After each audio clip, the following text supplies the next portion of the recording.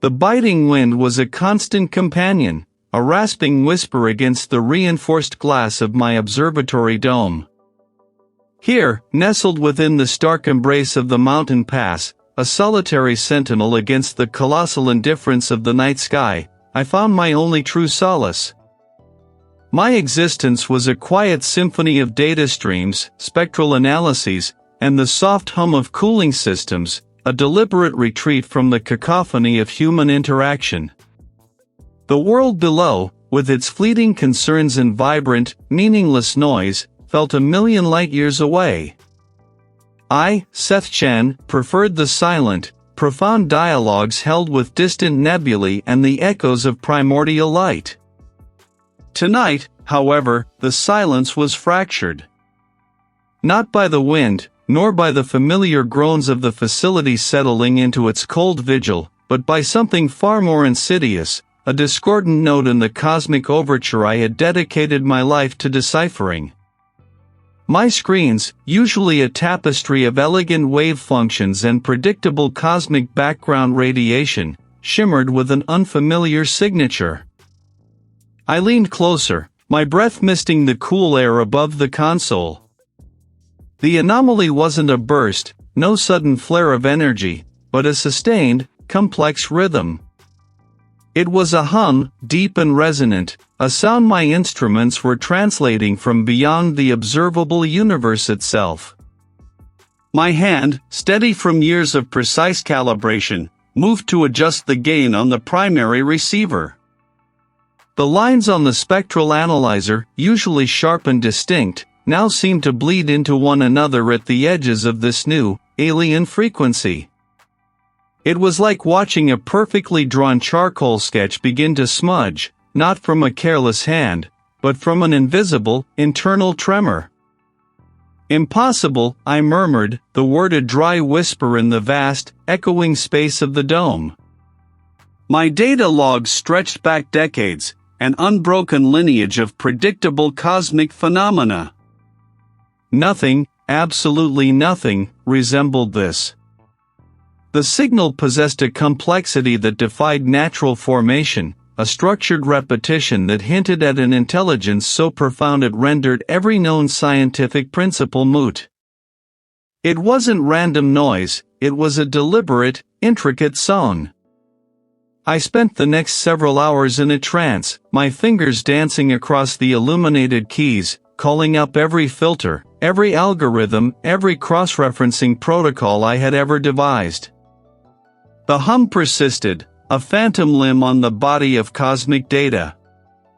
I isolated it, amplified it, inverted it, trying to break its code, to reveal the underlying mechanism. But it remained stubbornly resistant, a perfectly formed knot of information that unraveled only into deeper layers of its own unsettling pattern. It wasn't just the lack of sleep, it was a weariness that seeped into my very perception. The sharp edges of the console, the precise angles of the monitor bezels, seemed to soften, to subtly waver at the periphery of my vision. A fleeting sensation, like looking at an image that was perfectly in focus, yet subtly wrong. I rubbed my eyes, dismissing it as strain. Yet, the hum, now internalized by my relentless focus, felt like it was reverberating not just through my equipment, but through the very air around me, perhaps even through the delicate architecture of my skull. I pressed my palms against my temples, a faint throbbing beginning to manifest. It was a low frequency, almost infrasound, just beyond the threshold of conscious hearing, but my instruments were screaming its presence. I decided to run a full diagnostic on the entire array, convinced that some obscure environmental factor, perhaps an unprecedented atmospheric disturbance or a fault in the antiquated wiring, was corrupting my readings. But every system check came back clean, every sensor meticulously calibrated. The anomaly was real, external, and profoundly unsettling. Days bled into nights. My meals, usually a ritual of precise nutrition, became an afterthought, forgotten plates of cooling food beside my workstation. The outside world, the biting wind and the endless sprawl of stars, receded further, replaced by the relentless, rhythmic pulse on my screens. The hum was no longer just a signal, it was an omnipresent entity, a silent partner in my waking hours and, increasingly, a phantom presence in the brief, dreamless stretches I allowed myself for sleep. The subtle shifts in my perception grew more pronounced. A fleeting shimmer in the corner of my eye, gone before I could turn my head. The occasional sensation that the floor beneath my feet was not entirely stable, a gentle, almost imperceptible sway. My determination, once a sharp, unwavering blade, was now edged with a nascent anxiety. This wasn't just a scientific discovery, it felt like an intrusion, an unwanted guest taking root in the very foundations of my understanding. I began to feel a strange pull, a gravitational lure towards the raw data, an obsessive need to peel back its layers. The tension in the air was thick, a static charge before an unseen storm, and I, unknowingly, stood at its very epicenter. My existence was a quiet dedication, a relentless pursuit of the universe's secrets, and now, the hum. The signal pulsed through my instruments, a rhythmic thrum that had, in the beginning, been a mere data anomaly. Sleep became a forgotten luxury, food a perfunctory ritual. My world had shrunk to the glowing screens, the complex algorithms, and the ceaseless, hypnotic beat of the signal. I fed it into every analytical program I possessed, chasing its intricate patterns, convinced that within its alien cadence lay the key to something monumental. My determination was a sharpened blade, cutting through the fatigue, through the gnawing doubt that sometimes whispered at the edges of my thoughts. Hours bled into an indistinguishable continuum. The scent of ozone from the humming servers mingled with the faint, metallic tang of stale coffee, a constant reminder of my vigil. My fingers, calloused from endless keystrokes, danced across the input panels, adjusting filters, refining parameters, trying to peel back another layer of the cosmic enigma.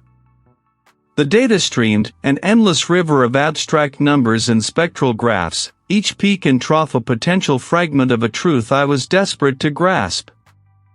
I saw patterns where none had been before, or perhaps, where none should have been.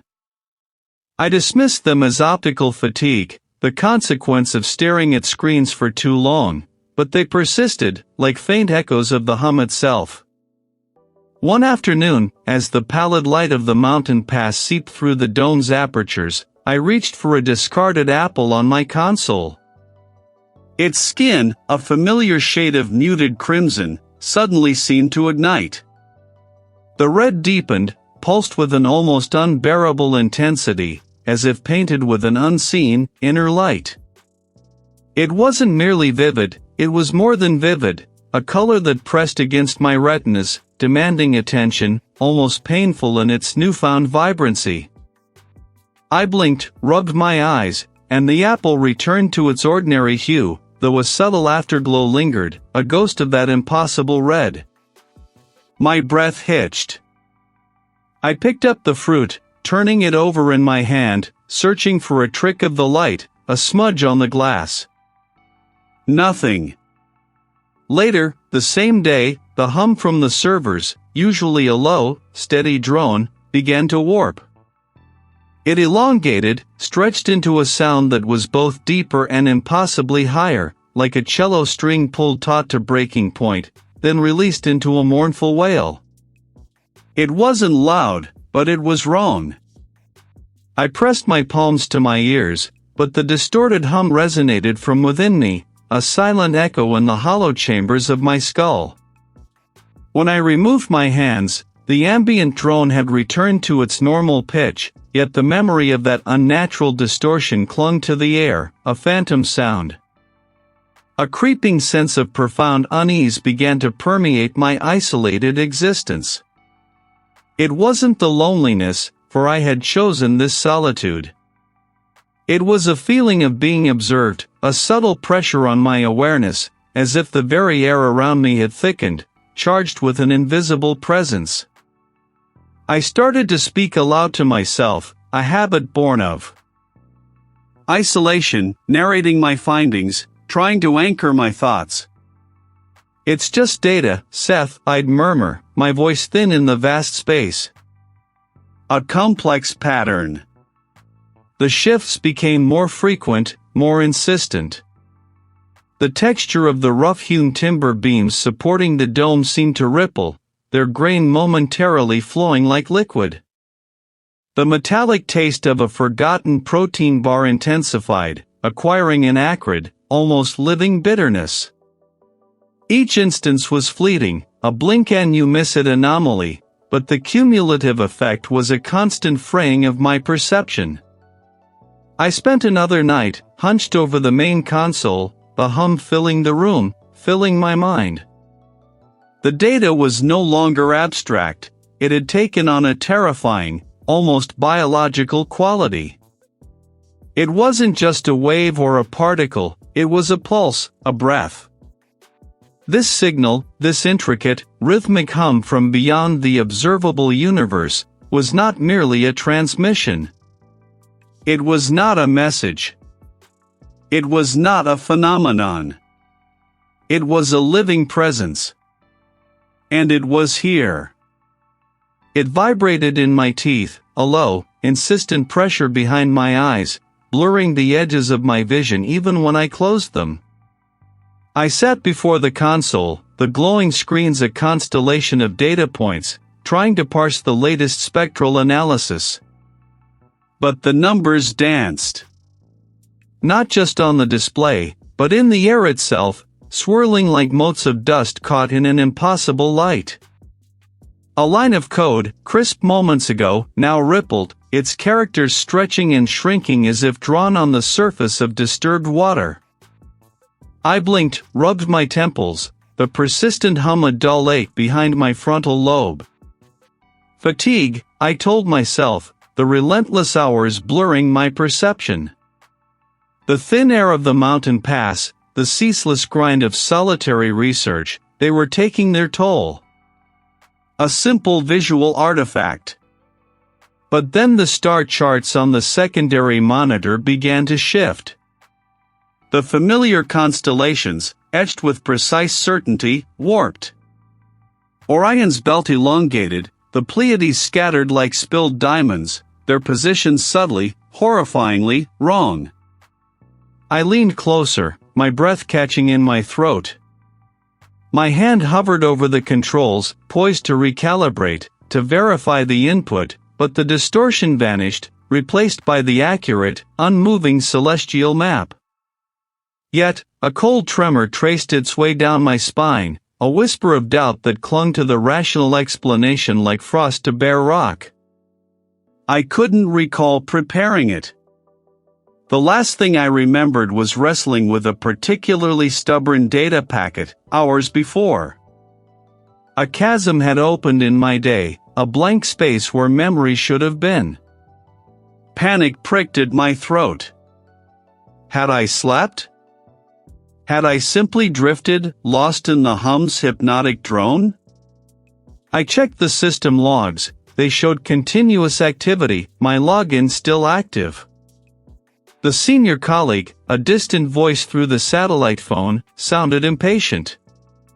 Seth Chen, the preliminary report for the Alpha 7 anomaly was due 2 days ago. Are you encountering technical difficulties? No difficulties, I replied, my voice raspy, trying to inject an authority I no longer felt. My gaze drifted to the monitor, where the spectral analysis, meant to be definitive, seemed to throb with a faint, purple light. Just fine-tuning the parameters. Extreme subtlety in the data, as you know. Subtlety or indecision, he pressed, his tone sharpening. You're usually precise, Seth. Don't let the isolation make you complacent. A wave of heat flushed my face. Complacent? I was drowning in a sea of shifting realities, trying to anchor myself to the bedrock of scientific method, even as the ground beneath me crumbled. My eyes were bloodshot, pupils dilated, and the faint, purple luminescence from the screen seemed to cling to my irises, a macabre shimmer. The hum intensified. It wasn't just auditory now, it was a pressure in the air, a tangible weight against my skin, as if the very atmosphere of the mountain pass had grown dense with an unseen force. The steel beams of the dome, the reinforced concrete, all seemed to subtly breathe, to expand and contract with the rhythm of the pervasive signal. I saw it then, a fleeting distortion in the reflection. The sturdy metal framework of the observatory, for a heartbeat, appeared to ripple, its lines blurring, stretching into impossible angles, like a drawing rendered on a water-soaked canvas. The very structure of my world, the solid, unyielding reality I had always trusted, seemed to flex and bend to an unseen will. This was no fatigue, no optical illusion. This was a profound, terrifying shift. My rational mind, a fortress built on empirical evidence and verifiable truths, felt besieged. Was I losing my grip? The thought was a venomous dart, piercing the last vestiges of my scientific objectivity.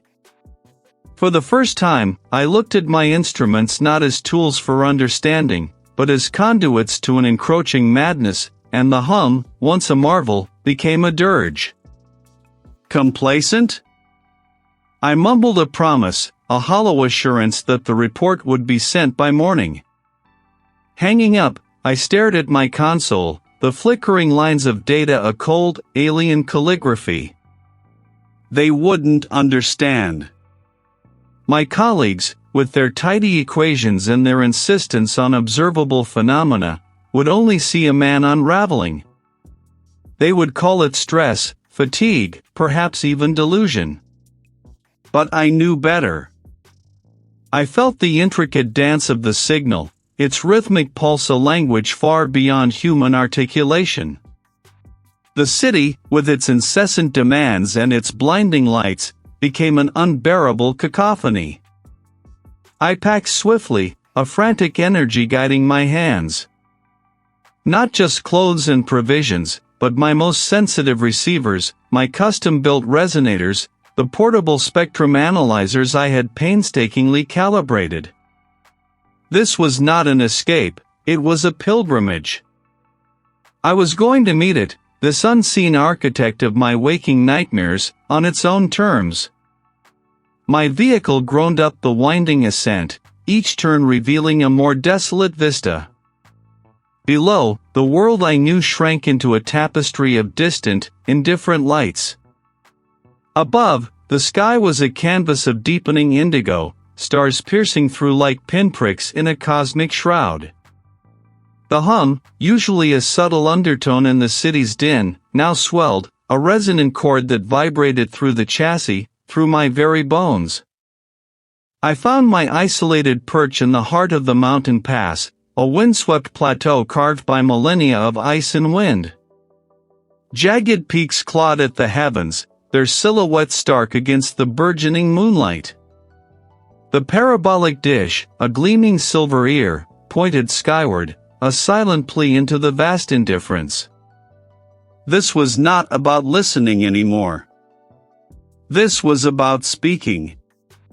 It had always been listening. The air around me thickened, coalescing into something viscous and shimmering.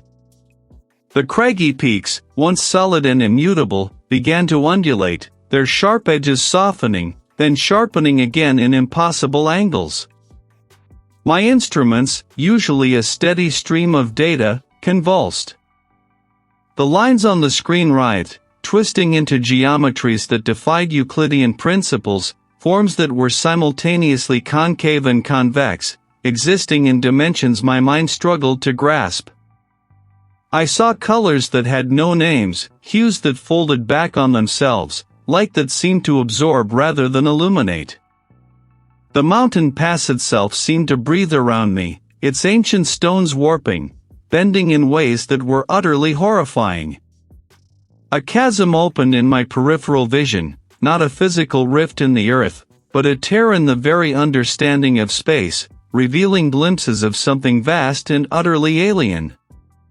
It was a place where up was down, where past was future, where the very concept of direction dissolved into a swirling vortex of non-existence. My mind screamed, trying to impose order, to find a familiar reference point, but there was none. This was not a message I could translate into human language.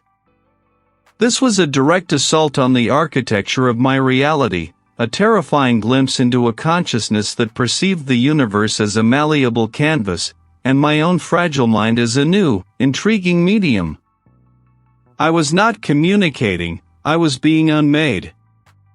I stared at my reflection in the dark, cold glass of the monitor screen, a face hollowed by the sleepless nights. The previous conversation with the project lead, his voice edged with a thinly veiled impatience, still echoed. Complacent? The word clung to me like a burr, irritating a raw wound. I hadn't been complacent, I had been consumed. The hum, a silent, resonant chord struck deep within the fabric of existence, had become my entire world, and it was tearing my world apart. Every shadow seemed to stretch and writhe with an unnatural life, every hum of equipment a distorted whisper. Impulsively, I grabbed my worn jacket and keys, the urge to flee an overwhelming tide. The drive was a blur of highway lights and the rhythmic thrum of the engine, a mechanical counterpoint to the cosmic bassline in my skull. I sought the stark, unyielding clarity of altitude, a place where the air was thin and the world below seemed to shrink into insignificance. Hours later, the asphalt ribbon tightened, ascending into the rugged embrace of the mountain pass. Jagged peaks, shrouded in a gauze of mist and early morning gloom, clawed at the bruised sky. The wind, a biting sculptor, whipped around the vehicle, rattling the windows. I pulled over at a small, gravelly overlook, the tires crunching against loose stone. Stepping out, the cold hit me, sharp and clean, a welcome slap. I breathed deeply, hoping to clear the fog that had settled in my mind. I walked to the edge of the overlook, gripping the cold metal railing. Below, a dizzying drop into a valley where stunted pines clung precariously to the slopes. The air tasted of pine and ice, but also something else, something metallic and acrid, like old blood. I blinked, rubbing my eyes. Fatigue, I told myself. Just fatigue. Then, a movement. Standing by a gnarled, wind-battered juniper tree, a figure. My breath hitched. It was a child. A boy. He wore a faded, too large sweater, his head tilted, watching me with an unnerving stillness. A memory, sharp and sudden, pierced the haze. A summer afternoon, the smell of cut grass, the distant sound of a ball bouncing. My younger brother, Ethan. The boy didn't move, didn't speak. But something was wrong. His face, though vaguely familiar, was subtly distorted, the features stretched and elongated, like a reflection in a funhouse mirror. His lips were too thin, his nose too sharp, and his eyes. They were not the warm brown I remembered, but a flat, obsidian black, reflecting nothing, absorbing everything. A tremor ran through me. This wasn't Ethan. This was a mockery, a cruel echo. The hum intensified, a low grind behind my ears, and the world around the boy seemed to waver, the juniper tree blurring at its edges, the distant peaks rippling like water. My own memories, once solid and immutable, began to shift and bleed. Had Ethan truly vanished? The certainty I had always held, the deep-seated grief, began to unravel, replaced by a terrifying doubt. The boy took a step, then another, slowly, deliberately, towards me.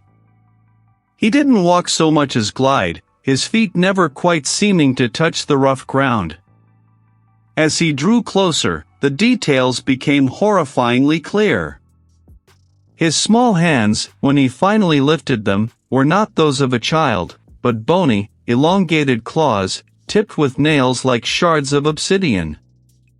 Seth, a voice, thin and reedy, yet impossibly deep, scraped against the air. A wave of nausea washed over me, threatening to buckle my knees. I had not left Ethan. He had simply gone. But the image of this distorted child, this specter of my deepest regret, stood before me, embodying a guilt I had buried decades ago. It wasn't just my memories being twisted, it was my very self, my core identity, being probed and flayed. The signal wasn't just showing me things, it was knowing me, dissecting my history, weaponizing my most vulnerable points. The boy raised one of his clawed hands, pointing a skeletal finger at my chest. The black eyes, devoid of any light, seemed to bore directly into my soul. You always forget. Reveal/discovery, the air around us crackled with an unseen energy. For a terrifying moment, the face of the boy shifted, flickering between the distorted image of Ethan and a fleeting glimpse of my own reflection, twisted and malevolent. It wasn't just him. It was me. The signal wasn't merely conjuring external illusions, it was manipulating my internal perception, turning my own self against me. I was the source, the canvas, and the victim of its insidious art. My personal identity was fragmenting, the solid bedrock of who I was dissolving into a mosaic of shifting fears and manufactured guilt. I wasn't just seeing things, I was becoming them.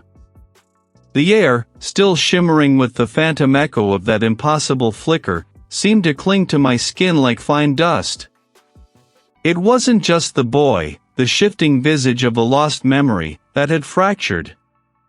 It was me.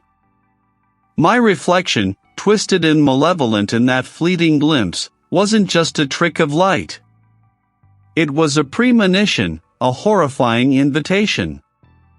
I stumbled back into my apartment, the familiar click of the lock a hollow sound swallowed by the pervasive silence.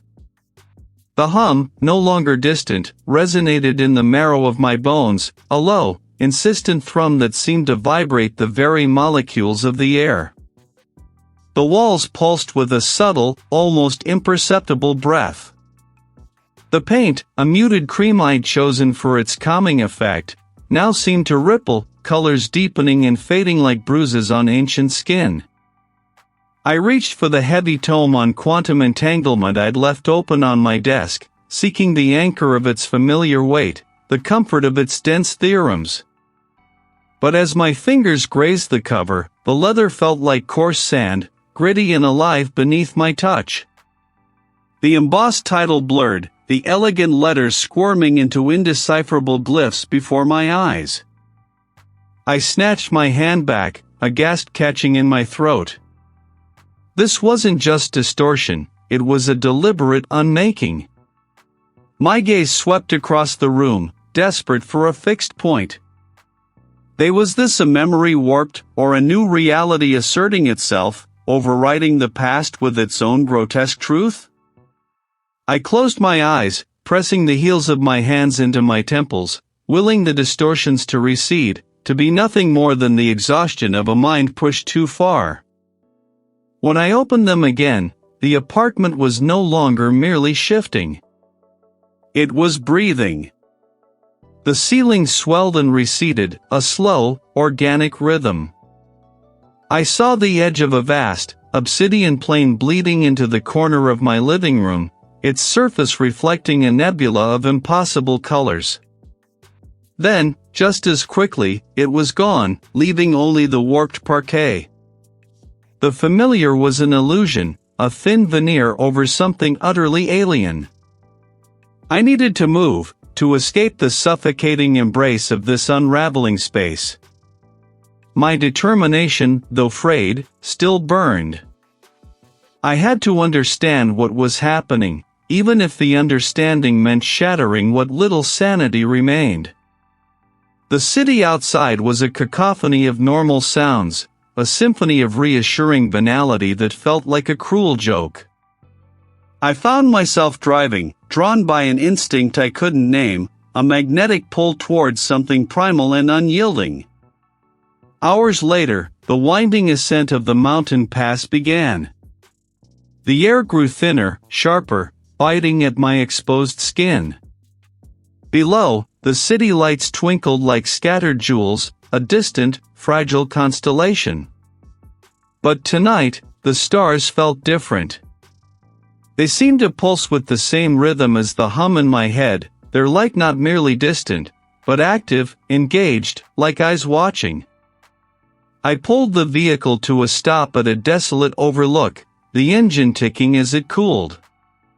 Here, far from the chaotic distractions of human construction, the world felt stripped bare, its true nature exposed.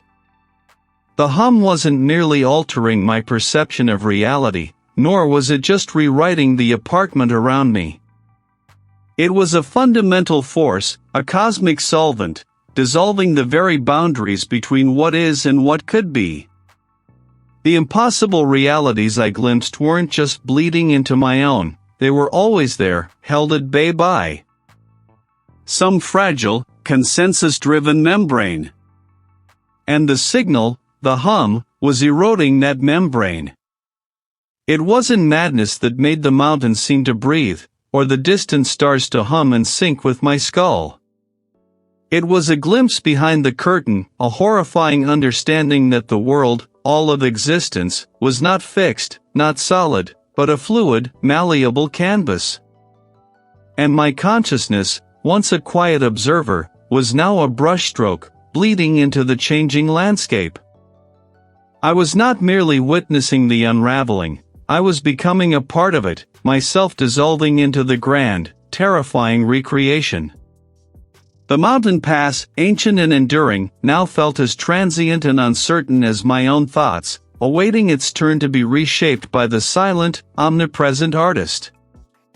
The engine's last cough had died somewhere back on the winding ascent, leaving me in the throat of the mountain pass. The air, thin and sharp, tasted of granite dust and the ghostly scent of pine, a stark counterpoint to the phantom sweetness that still clung to my memory from the shifting boy. I had driven without thought, the wheel a cold anchor in my hands, until the road simply dissolved into a track too treacherous for my vehicle. Above, the jagged peaks clawed at a sky bruised purple with twilight. Here, amidst the indifferent grandeur of stone and wind, I hoped to find clarity, or perhaps, simply a larger echo chamber for the unraveling of my mind. I stepped out, the gravel crunching beneath my boots, each sound amplified in the stillness. My gaze swept across the crags, seeking some solace in their immutable forms, but even they seemed to waver. A distant ridge, sharply defined moments before, now softened at its edges, blurring into the deepening gloom. Was it the fading light, or was something else at play? The hum intensified then, a low, resonant chord struck deep within the earth itself. It wasn't merely in my head, it was my head. A tremor ran through the ground, not an earthquake's jolt, but a subtle, sickening undulation, as if the very bedrock was breathing. The air shimmered, not with heat, but with an invisible force, like a vast, unseen hand stroking the fabric of reality. Then, it came. Not a vision, not a voice, but an overwhelming, terrifying understanding. The mountain pass, the sky, the air I breathed, they were not fixed, not solid. They were fluid, malleable, like clay beneath an artist's touch. And the hum, that ceaseless, rhythmic pulse, was the sound of that shaping, the low groan of existence being perpetually remade. I saw, or rather, felt, the entity. It was the gaze itself, an ancient, immeasurable awareness that stretched beyond the boundaries of comprehension. It did not think in terms of good or evil, creation or destruction. It simply perceived.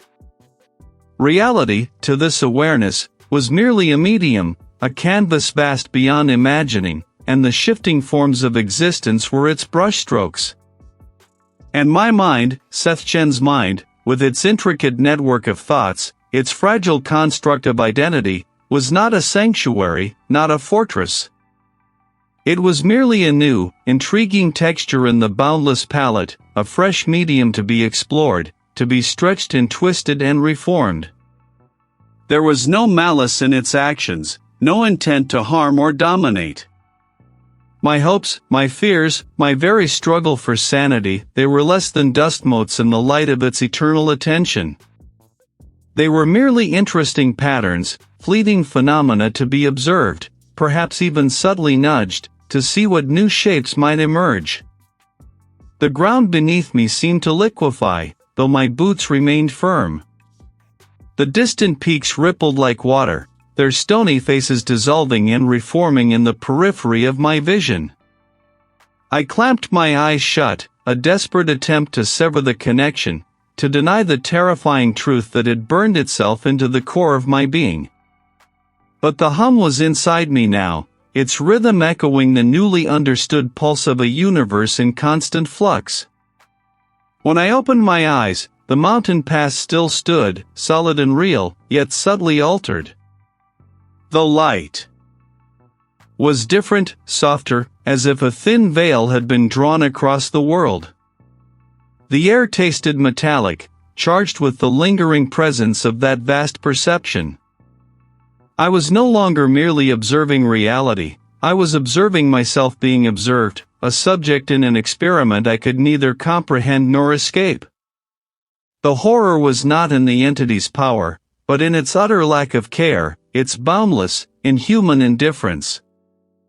I was a fleeting thought in a mind too vast to ever truly grasp, a speck of dust reflecting a light that could erase me without a flicker of awareness. I had glimpsed the architect's gaze, felt the tremor of its unseen hand upon the world. The hum was not a signal to be deciphered, but an ongoing act of creation, and I, Seth Chen, was unwittingly part of its evolving design. The question was no longer what it was, but what it intended to make of me. And I knew, with a certainty that froze my blood, that I had to understand, even if that understanding meant my complete dissolution. The path ahead, shrouded in the deepening twilight, stretched into an unknown shaped by an unseen will. Existence itself. 5. Midpoint, echoes of otherness. The entity, the hum, now spoke directly to my soul, not with sound, but with memory. It began to exploit my subconscious fears, my deepest regrets, manifesting them as distorted realities. The air in the observatory grew heavy with the scent of a forgotten summer rain, a specific afternoon from my childhood. I saw her then, standing by the window. My mother, long gone, her face etched with a familiar disappointment. "Seth," she said, her voice a hollow echo, "why don't you ever come home?" My heart seized. "You're not real," I choked out, backing away, my hands shaking. "This is the signal." But she only smiled, a fragile, sorrowful curve of her lips. "Am I not? Or am I simply what you've always carried with you?" Then the scene shifted, warped. The observatory became my childhood bedroom, but twisted, the walls undulating, the familiar posters replaced by swirling patterns of the hum. I saw myself, younger, hunched over books, always studying, always seeking escape and knowledge, neglecting the world beyond. The entity was weaving my past into its own impossible present, blurring the lines of what was real and what was merely a reflection of my inner turmoil. My personal identity began to fragment. Who was Seth Chen? Was I the boy who sought solace in stars? The man who pursued an impossible signal? Or was I merely a construct, a collection of memories and anxieties that the entity was now reshaping at will? I struggled to differentiate between genuine recollections and the signal-induced illusions. Every memory felt tainted, every thought suspect. One night, I found myself staring into the cracked screen of my console, my reflection staring back. But it wasn't just my face. Superimposed over it, a fleeting instant, was a visage of impossible angles, of swirling light and shadow, a face that was both alien and sickeningly familiar, as if it were the true face of my own fracturing self. The hum resonated deeply within my chest, a mournful, triumphant thrum. The reveal was devastating. The entity understood me, not just intellectually, but fundamentally, intimately. It had found the raw material of myself, and it was beginning to sculpt. 6. Falling action, the unraveling self. The boundaries of myself dissolved. My thoughts were no longer solely my own. The hum was a constant chorus in my mind, intertwining with my internal monologue, completing my sentences, offering answers to questions I hadn't yet fully formed. My voice, when I spoke, sometimes felt alien, too deep, too resonant, as if another presence was cohabiting my throat.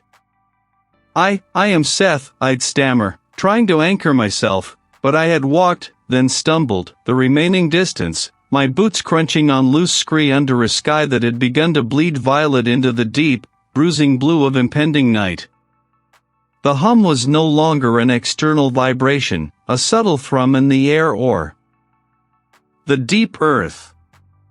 It resonated within my bones, a chorus sung by the very marrow, a bass note that altered the cadence of my own heartbeat. My breath hitched, a ragged sound in the vast silence. This was it, the precipice, the final, terrifying edge of what I knew to be myself. I leaned against a jagged outcrop of rock, its surface cold and unyielding against my cheek, yet it offered no solace. My mind, a fortress I had once prided myself on, felt porous, its walls dissolving grain by grain. No, I rasped, the word a dry, brittle thing in the immense quiet. It was not a plea, but a defiance, a final, desperate clawing at the cliff face of my own sanity. I tried to focus, to pull myself back from the brink, to re-establish the logical frameworks that had defined my life. The stars, just beginning to prick through the fading light, were my anchors, distant suns, gas giants, nebulae, all catalogued, understood, separate.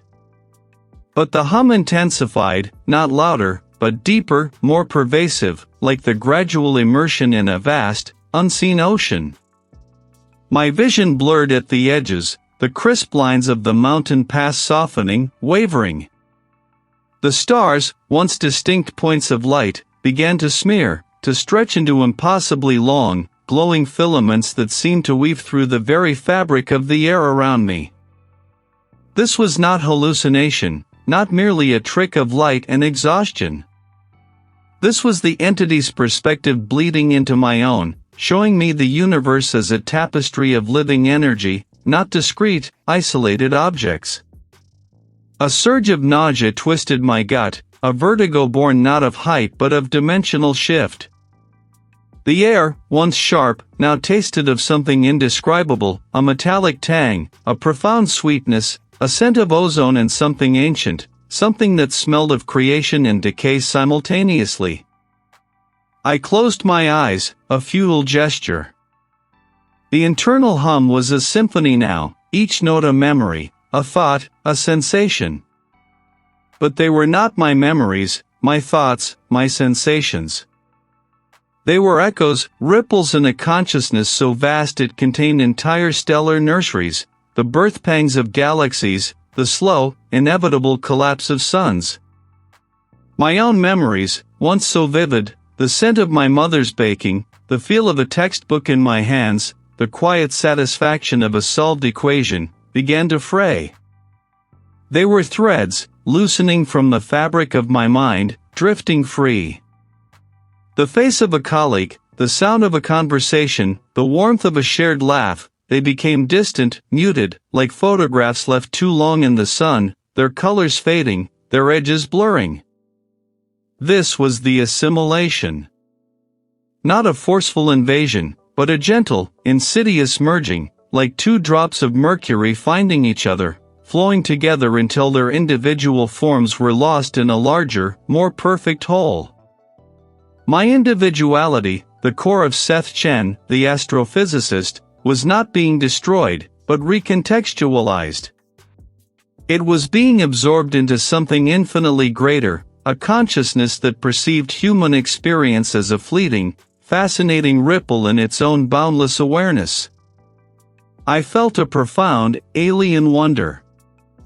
It was not my wonder, not my emotion, but an impression of its wonder, filtered through the last vestiges of myself. It perceived the universe not as a collection of objects, but as a single, living, breathing organism, constantly shifting, evolving, dreaming. Stars were not distant spheres of plasma, but the glittering eyes of something colossal. Galaxies were not island universes, but intricate, spiraling thoughts. My name, Seth, became a forgotten sound, a meaningless vibration. My past, a series of human moments, dissolved into the vast, timeless ocean of its experience. There was no fear now, only an immense, terrifying clarity. I was no longer Seth. I was part of the hum, part of the cosmic loom, a single thread woven into a tapestry beyond human comprehension.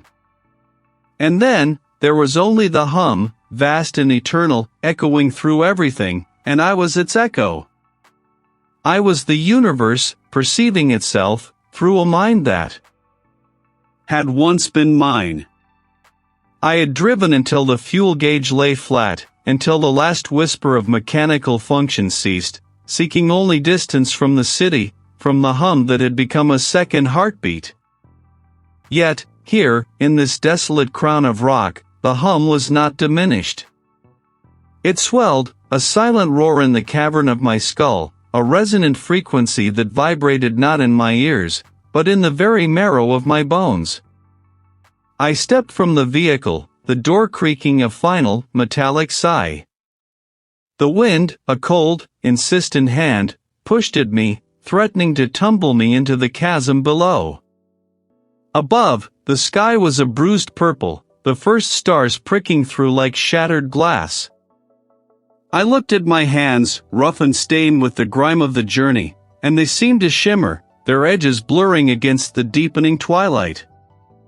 The hum was doing this, I knew.